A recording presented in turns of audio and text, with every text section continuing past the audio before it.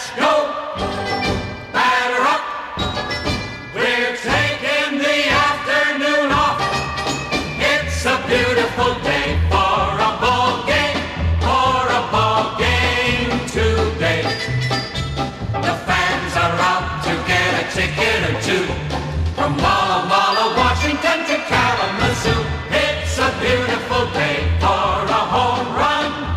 But even a triple's okay. We're gonna cheer and boo and raise a hullabaloo at the ball game today.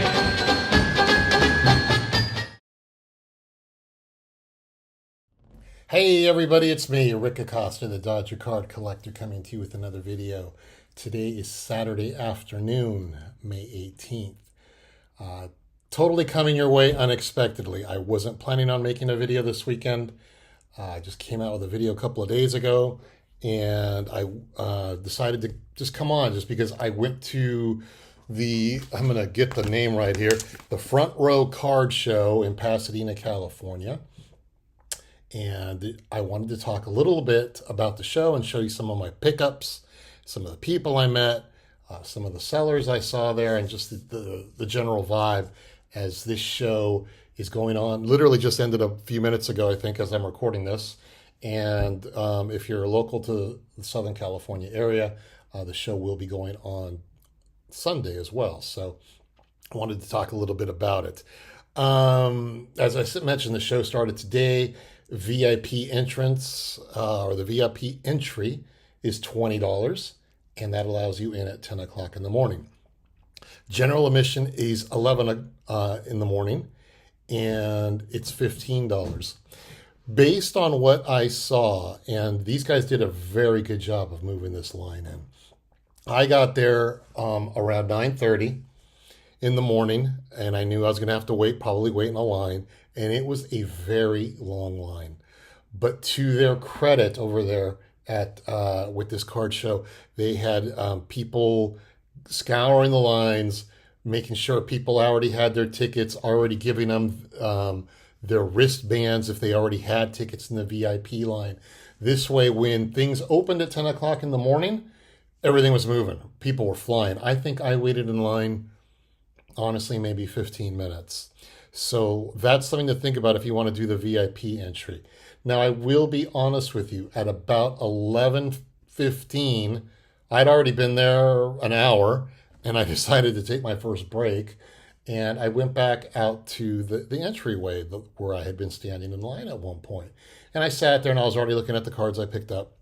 I wasn't at this show very long, by the way, you guys. That was my choice. It wasn't because the show was bad. And I'll explain that to you in a moment. But I will say this. If you're not looking to, how would I say this? At 11:15, you could just walk straight up and buy a ticket.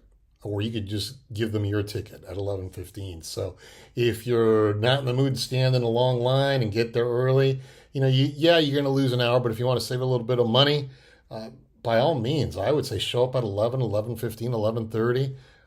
If I were to go again tomorrow, I'd probably just show up around noon, just so I could just walk in. So that is something to think about. So like I said, VIP entry gets you in at 10, $20 admission.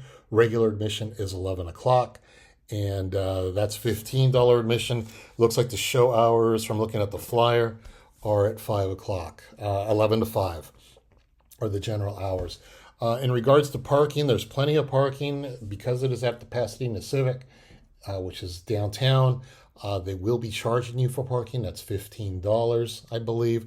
If you choose to not pay for parking, there is free parking, 2-hour parking. So if you're planning on being there a couple hours, make sure and go get your car. If you want free parking that's more than 2 hours, I would suggest you park south of Del Mar, which is about literally, honestly, like a 10-minute walk. I chose that route. For those of you that are local, I was just south of the corner of Del Mar and Euclid, or you could do Del Mar and Los Robles. And you could park your car south of there, and you could park there all day. So that's if you want to do free parking. So I have a little footage. I didn't do much footage, you guys, just because like I said, I was only there a couple of hours, and the reason I was there only a couple of hours was because I'd already promised my mom I'd spend the day with her, and Saturday is her day, our day to spend together. So I'd only decided to go really quick in the morning. I told myself, stick around till 12:30, and that's what I did. So I didn't take much footage. I'll show you some footage. And also, the one thing I would advise, the lighting in this place is not the best in the Civic Auditorium. It looks like we're going to a dance. Whenever I see footage that people have taken in the past, the lighting's just always bad. And one thing I had to do today a couple of times was get the iPhone out, turn on my flashlight if I really wanted to look at the condition of a card. So that is one thing that I noticed over there. And I'll throw this out as well. The Wi-Fi wasn't working the best there, especially at one point. I wanted to go on the VCP app and I wanted to look at some comps for a couple of cards, and it just wasn't working right. So you can pay for Wi-Fi, and I chose not to. So those are the entry notes. In regards, plenty of restrooms. If you're looking to eat, it was more of a soda, beer thing, and snacks. When I mean snacks, I'm talking like potato chips. So if you're looking to eat lunch, if you're looking to spend the day though and eat lunch, directly across the street there's a mall, and there's plenty of good food over there because I ate there when I went to the show in November. So this is my second visit to this show. They've had a show in November where I picked up the first time I picked up a 1941 play ball, Ted Williams. I did not go the second time in February just because it was the same weekend as the AFC and NSC championships, and I didn't want to miss those games on Sunday. And on Saturday, I'd already promised to spend the day with my mom, so I skipped it this time. So this was my second time there. And it's funny. I have an attitude with this show. It always comes back to bite me. I always think, nothing's going to happen at this show. And today I went with the mentality of I brought $100. I go, let's just bring $100 because in 2 weeks I've got the Palm Springs show. There's also the Long Beach show. 5 days after that, same day as the Palm Springs show, is the Newport Beach show. And I don't know I've never been to Palm Springs. I went to Newport a couple of years ago. I don't know what's going to be happening there. So and I know that I'll be spending money at Long Beach. And I wanted to make sure that I don't spend too much money at these shows just because I don't need to. So I brought $100 and I thought, let's see if we could have some fun for $100. And I was thankful that I did, just because it was a good show. There is how many tables here? I'm looking at their flyer. I want to say they have 350 tables. Is that right? They have a lot of tables. I felt the room was cramped the first time I went. This time, maybe there was less of a crowd. I can't say that for sure. There was the one aisle where all my friends were at, which were Levon LA Collection, Mitch, Mitch's Vintage Collection, Eric and Gloria. They were all in the same aisle, and that happened to be like the most popular aisle in the entire floors. It was just jam-packed. I would say, what do they have? You might say, what do they have there? There's going to be more, so I don't mean to offend, but I would say there are 7 to 8 very good vintage sellers there. All right, now I'm only talking vintage, you guys. I don't know anything about Pokemon, but there were a lot of Pokemon tables, I can tell you that. And there was some modern. So there were other people selling vintage, but there were 7 or 8 that particularly stood out. And for me, this made the show worth attending. Like I said, I bought from 2 different dealers, but there was one other dealer I hope to make a deal with maybe in a couple of weeks. And like I said, there was some good stuff there. So it's definitely worth checking out. As I said, they had those dealers, and everyone else who was there. Like I said, a lot of Pokemon, some modern stuff. There was, in regards to vintage, there was good graded stuff. There were 2 or 3 sellers, and I think those were the 2 or 3 sellers I made my purchases from. They were selling vintage commons, which I love. They also had their good graded stuff. So I'm going to call out a couple of places, and because I'm awful with my technical skills, I won't leave links, but in the description I'm going to give them their contact info. The first guy would be a guy whose stuff I'm really admiring. That's Mitch at Mitch's Vintage Collection. I'm going to leave his info in the description. I bought one card from him, but boy, you guys, this guy is just throwing some serious heat. He has got so many 1950s and 60s and pre-war cards. It was stunning to look at. And I want you guys, I'm going to give you his Instagram handle. I'll even leave his email address in case you want to reach out to him if you're not from Southern California and you want to see what this guy has. He has some really good stuff. He's a very nice guy. I'm really starting to look forward to seeing him and talking to him. He's busy though. He and his son Matt get very busy. When I first got there, I couldn't go up to him because he had so many people in front of him. Same thing with Levon at LA Collection and Eric and Gloria. That whole aisle was so busy, and they had people packed. I was like, I was actually thinking to myself, God, are they giving cards away just because they had so many people in front of them? That the first time I went down that aisle, I couldn't even say hello to any of them. They were that busy. But a lot of good graded stuff, a lot of good superstars, a lot of good common graded stuff. So you don't have to buy an $800 card. There were good. These guys had some good cards there. In regards to one thing that I noticed with Eric and Gloria, they've got some incredible pre-war stuff. The T206 stuff is just amazing. Levon just bought over at LA Collection. He's the table next door. He bought this massive collection, which I encourage you to look at on Instagram. There was one that caught my eye in particular, and I'm still thinking about it, Levon, in case you're watching it. Knowing my luck, you sold the card, and I won't even say what it was. But maybe I can show it off to you guys in a few weeks if I'm lucky. But so there's really good cards. One other table I wanted to call out. They were the guys that got me the They got me Dominic and Tyler. I don't have their contact info. I bought several 68s from them, commons, that I'm going to show you guys in a moment. They were the one. They gave me 2 tickets for this show, and they gave it to me when I saw them at the Burbank show in Ontario several months ago. And they gave me a deal on some commons that I bought today. I had a really good day shopping, and I'm going to show you to you in a moment. But I wanted to call out those, and they were, like I said, there were 2 or 3 others that I looked at their collections and I went, wow. I mean, there's some serious heat being thrown at this show. So if you could, it's like I was telling my buddy Eric, who's flying home from Philadelphia as we speak. I texted him, I go, 7 or 8 really good vintage dealers. Actually, I'm going to call out one more guy, and that's the guy who set this up, and that's Dan Bliss out of Las Vegas. He has a card that I'm staring at that I would like to see the price come down on maybe $25 or $50. I wasn't in the mood to haggle today. I was trying to keep my budget under $100, and if I had gone to Dan, we were able to make a deal, my budget would have more than tripled, and I didn't feel like doing that today. But Dan, who set this, I think he's like the representative from Front Row Card Show.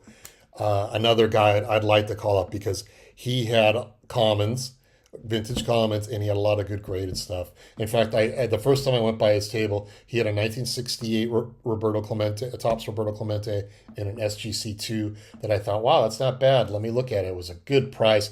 I walked away. I came back a half hour later. It was gone.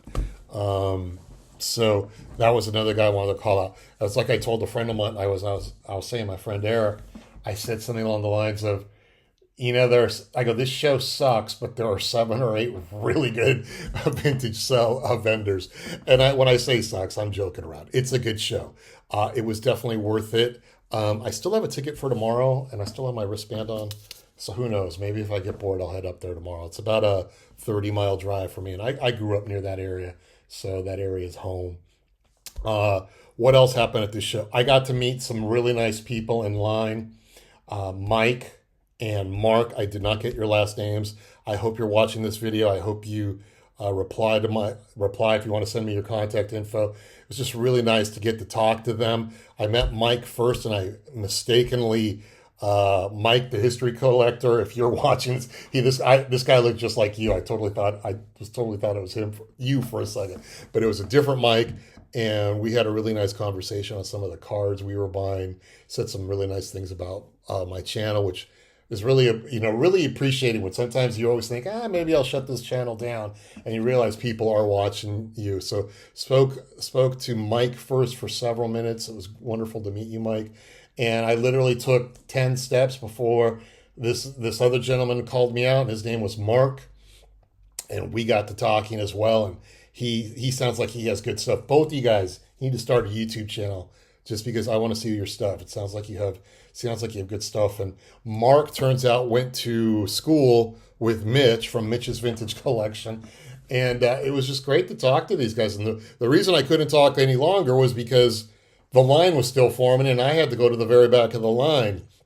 I chuckle. I go, just because you have VIP tickets for the show doesn't mean you don't have to stand in line, because the line's pretty long. But it's a good overall show. Like I said, I spent a couple of hours. I think if I had gone, like maybe with my buddy Eric, I might have stuck around a little longer. But like I said, I went alone. I had to go see Mom. But this is a good show. It looks like they have a date for the next show, which is going to be Saturday and Sunday, September 8th or September 7th and 8th at the Pasadena Convention Center, 300 East Green Street. Those of you from that area, check it out. They have a website, frontrowcardshow.com. I think I'll leave all this contact info along with Mitch's info in the description, just so you guys could check it out. So, all right. I think I got everything. God, I hope like I said, good time. It was a good show, good time. Plenty of cards. I walked away. I bought 10. I'm making faces. 10, 11 cards, but for me, that was the plan. So I'll talk to you more about my plan as I show you some cards. So let me turn things around, you guys. All right. So as I mentioned to you, the goal here, I brought a list. I brought a list of really expensive cards I would think about buying if I found them. And then I made a list of a more realistic list of cards I needed to finish my 1963 set, which was one card, Roberto Clemente. And I'm looking for roughly around 24 cards from 1968. And, if I found some 1950 Bowmans, I'd consider it. So like I said, though, I only brought $100, so I didn't expect much to happen. But I'm going to show you everything, and then I'll just tell you, you're going to see prices on here. I did not pay these prices that you're going to see listed, just because the two sellers I bought them from were kind enough to make deals with me. So first, I bought this from Mitch's Vintage Collection, and this is the 1968 Tigers team. And this card number is card number 528. This is not a high number, but what I am learning regarding 1968 is that the semi-high numbers, Series 6, are the ones that are harder to find. At one point, just a few weeks ago, I needed like 32 cards, let's just say, from this set, and like more than a third of them were from the semi-high series, Series 6. I was able to pick this up for a good deal from Mitch. Mitch, if you're watching, thanks so much. Great card. And like I said, I'll leave Mitch's info in the description, because I do think you guys should check him out. So those are my Tiger cards. Now, the next cards, and I wish I should have gotten contact info. There's a side of me that thinks I should go back just to see if they have a card. Dominic and Tyler, I think they're out of Las Vegas. And they got a lot of comments, you guys. Holy crap. They had boxes, they had binders, they had graded cards. Definitely worth a check out. All I did from these guys was buy 1968 cards. So like I said, I'm at that point with 1968 where I need very recognizable names. So here, let's just start. So I think, yeah, these are in numerical order. First up, Willie Stargell. It's Willie Stargell. And one thing one thing, usually, good thing I almost broke my own rule, but I usually don't buy cards that don't have prices. But when I was looking at these cards, it was either Dominic or I think it was Dominic said, "Hey, if you don't see a sticker, that means it's $3." I went, "Oh, great!" So that's Willie Stargell. Next up, Don Drysdale. This one, and this is my fault. The condition's VG, and I kind of wish I'd gotten one a little better in hindsight, but I just get excited when I see these cards just sitting there, and I go, okay, we're going to mark this off our checklist. This is a good card. Like I said, I wish I'd gotten one a little nicer, but also I can't beat the price, you guys. So that's Don Drysdale. Next up is Pete Rose. I definitely needed this one. Pete Rose. I was about to say, God, is this card marked? But it's just a sticker. So here's Pete Rose. This was the most expensive one in the group, but like I said, I did not pay the prices that are listed on here, and I'll mention all this to you in a moment. Next up, Carl Yastrzemski. And I know there's a crease right there, but I'm okay with that. Carl Yastrzemski.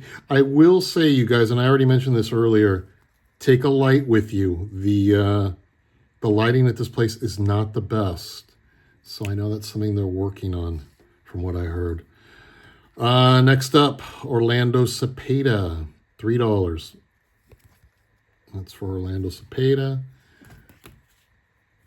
And then Henry Aaron or Hank Aaron, All-Star card. That's Hank Aaron. And one more All-Star card. Because Bob Clemente, I never got used to that name. And that's Roberto Clemente All-Star. And my buddy Eric has the Brooks Robinson card, and he said he's going to give it to me next time I see him. So that's going to wipe out that card. Two more. I've got Steve Carlton.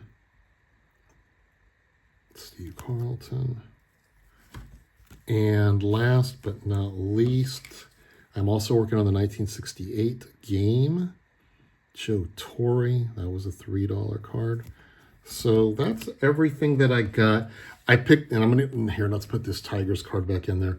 All right, everything you see here on the screen, $90. And for me, that's really good because, I mean, I got some good names in here. I mean, look, my top row, well, I mean, Rose technically is not in the Hall of Fame, but these guys were all Hall of Famers practically.